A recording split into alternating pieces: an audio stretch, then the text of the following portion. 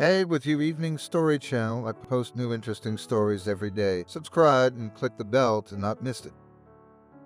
Okay, girls, I'm gonna clean up your room. Get all your sores out. The nurse was mopping with her mop. Who we have for discharge tomorrow? Girls, Adriana is on duty today, a nurse with a light hand.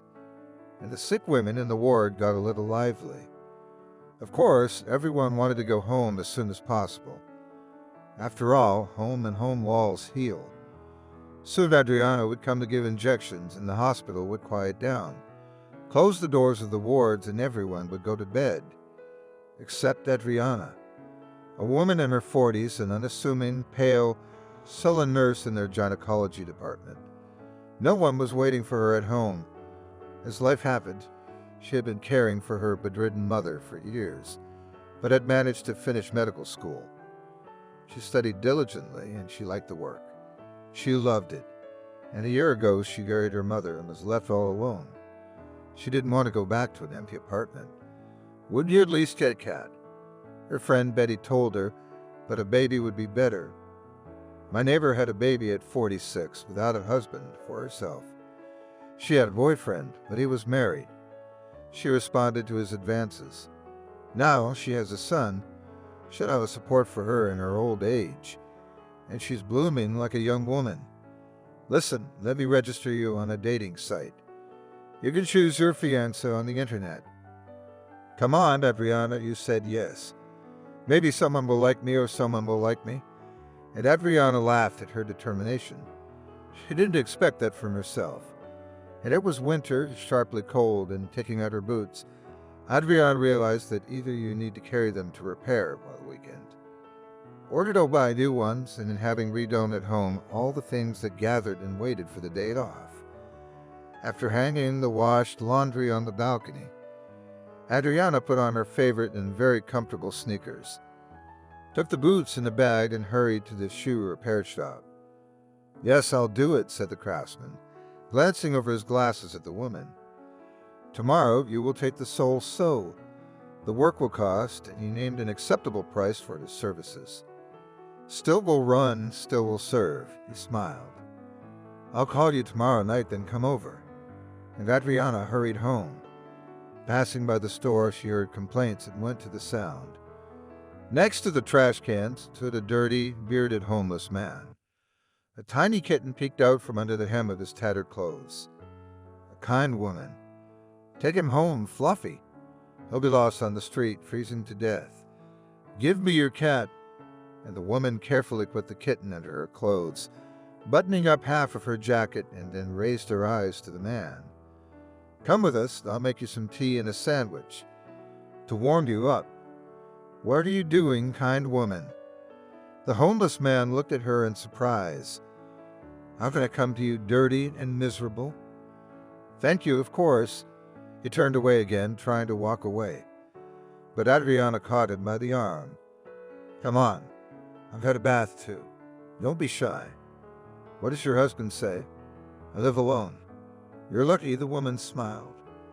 First you wash up, then I'll feed your cat near here, not far away. And Adriana went forward, looking back at him, beckoning him with an encouraging look. He followed, embarrassed. The woman realized how hungry and how cold the poor man was. That though he was ashamed, but hunger and cold compelled him. Adriana thought to herself. When he came out of the bath, Adriana did not immediately recognize the man. He looked to be about 40 years old, maybe less. His gray hair barely touched his temples, and his eyes looked so grateful that Adriana was taken aback and froze. My name is Michael. I'm Adriana. You're very kind and beautiful, Adriana. Can I give you a hug? Thank you so much. You saved me and the cat's life. How can I ever thank you? Is there anything around the house that needs a shelf nailed up? Or the legs on the stool are loose or anything else I can fix? Sit down and eat, Michael. I've been living on my own for a long time.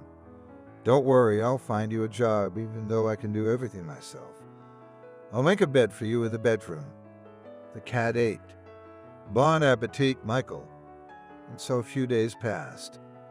Michael fixed the lock on the front door, repaired the faucets, tuned the small TV in the kitchen, and welcomed Adriana home from work with a hot dinner.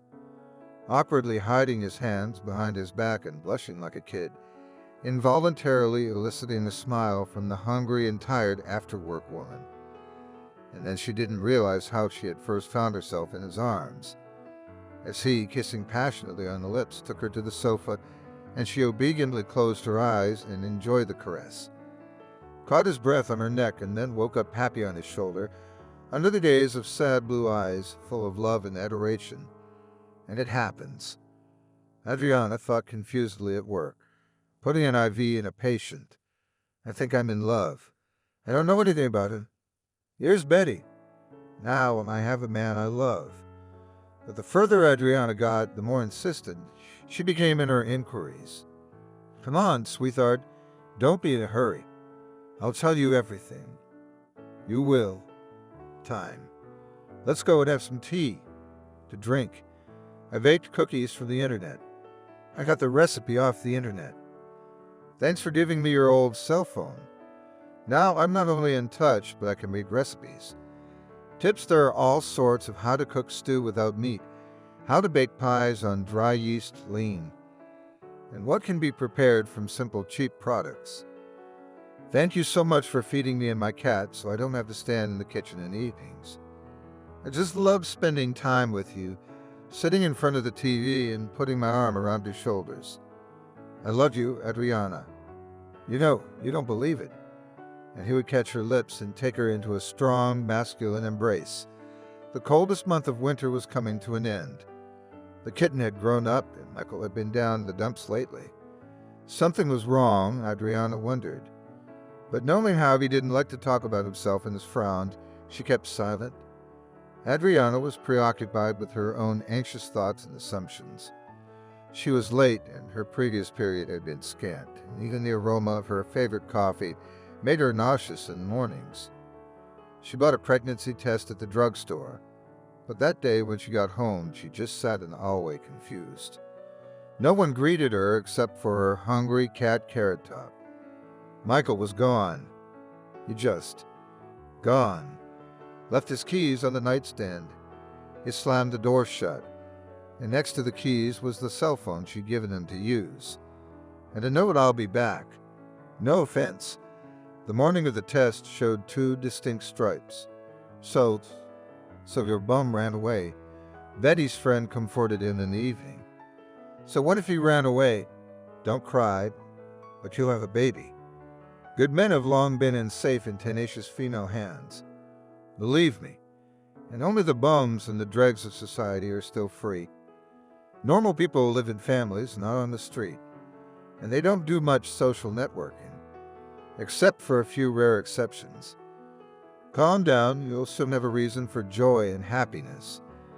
I liked him so much, hiding the sadness and the longing.